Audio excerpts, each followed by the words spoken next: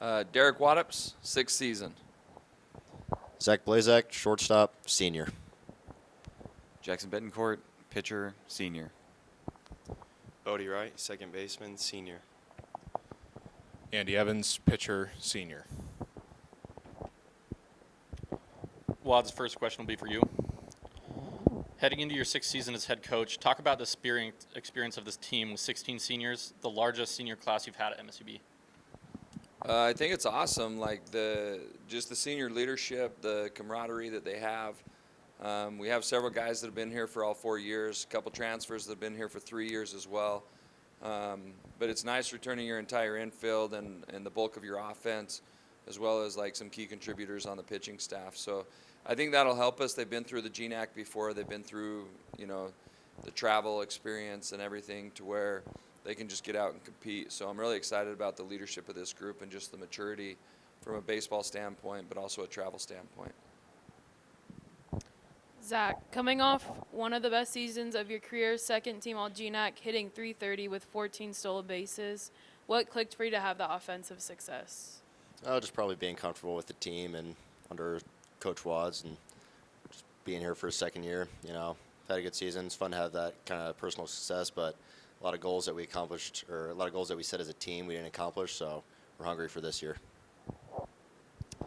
Jackson, you're heading into your fourth year at MSUB, which is not very common in the day of the transfer portal. Talk about what this school and program has meant to you. This school and program has meant a lot to me, as it gave me a chance to continue playing baseball and further my education, and it's helped me shape who I am today, and I'm hoping to be successful after baseball as well. Okay, for Bodee, going into your senior year and now moving into a leadership role in this program, what sticks out to you the most about this team, and what are you excited to see? I think the guys have just done a good job of living in the present moment, taking it day by day, knowing what we can accomplish, and attacking each day with 110%. Andy, as an upperclassman, what has impressed you the most about this incoming group of transfers and freshmen that are looking to contribute on the mound this season? Probably what's impressed me most, not only the talent that these guys have, great velocity, great stuff on the mound, but also their knowledge as a pitcher, coming in with just great thoughts for the game and really taking out some of the learning curve and applying some knowledge to the rest of the returners as well. Back to Wads. After adding assistant Brian Greisman to the coaching staff, what has he brought to the baseball program as far as culture, knowledge, and development? I think one of the biggest strengths he has is just positive energy. Every day brings a lot of energy to practice. He's willing to do different things. He does a great recovery program with the pitchers. Our pitchers have really talked about how their bodies feel, how their arms are bouncing back. He has kind of a 7-day routine for them going through it. And then, a couple points of emphasis that he has is being strike throwers and off speed for a strike, and then just a competitive edge. Like, he wants guys just to compete and keep the game simple. And so I think those are a couple of his attributes. He's a competitive dude, but he just brings really good energy to practice every day and a competitive edge to game time. But off speed for a strike, fastball command, he just keeps it simple as he's working with guys. Zach, as a shortstop in the head of the defense, how does it feel to return your whole infield with you? It's pretty fun, not only on the field but off the field too. You look at our infield, both corners with Naylor and Bledgy. Those are two roommates of mine that I get along with not only on the field but off the field. And then Bodee as well up the middle. It's going to be our third year together, countless falls, countless practices, as well as the 100 or so games in the spring. We just kind of have that camaraderie and that chemistry where we know where each other's going to be, we know what plays we can make, and it's not only just the infield, but as you hinted at with 16 seniors, we've all been playing together for quite a while, and we're excited for what's coming up. Jackson, in your first year working with Coach Greisman, what's the main focal point of the pitching staff heading into this season? I feel like Coach Greisman has really rejuvenated the pitching staff, and I feel like he's really made a point of emphasis to just compete every pitch. And I know that if the pitching staff can do our job, then the hitters will do the rest. I'm very confident in our offense, and if the pitchers can just give us a chance to win every game, I know we will win a lot of games. All right, Bodee, entering into your second season as the leadoff for the Jackets, what does it mean to you to be in that position as far as setting the tone for each game? It means a lot. I know I got a comfortable lineup behind me, so I'm not worried about setting the tone necessarily because I know the guys behind me are going to also do their job.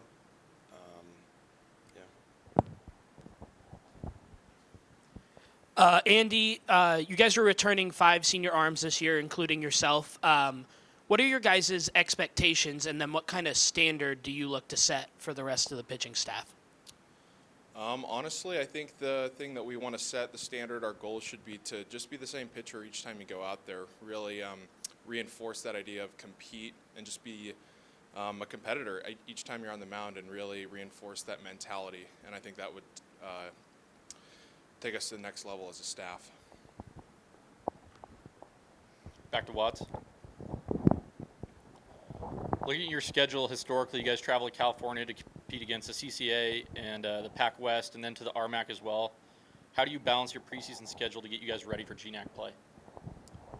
We try to schedule a competitive preseason schedule. Part of it, I mean, obviously, being a northern school, you travel south, and that's kind of just the history of it. But I like playing the California schools, get guys out of the comfort zone. For some of our guys every year, it's the first time that they've been to California or whatnot. So from a student life experience to just getting them some cultural experiences in Colorado or whether it's the Pac West or the CCAA. But we go out and play good baseball, and I think it gives us an opportunity to prepare for the GNAC because the GNAC has good baseball in it. There's a lot of good pitching. There's good programs and good teams. We play some of those RMAC schools. They're all considered in-region games for us as far as rankings and things like that as well. So we try to take that into account, trying to build for the postseason.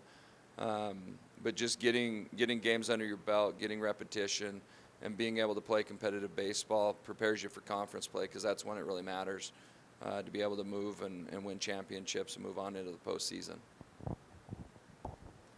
Zach, coming off one of the most productive offensive seasons in MSUB history, breaking the record for hits, doubles, and runs, how does that give you guys confidence by returning 8 of the 9 hitters in the starting lineup?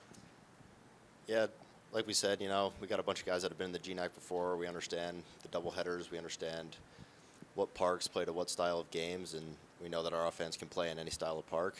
So it's just really everyone getting on the same page with each other, having a team at bat instead of an individual at bat. And with 8 guys returning, we all know what we're going to do already, so we're just building on what we already know and a lot of positive things moving forward.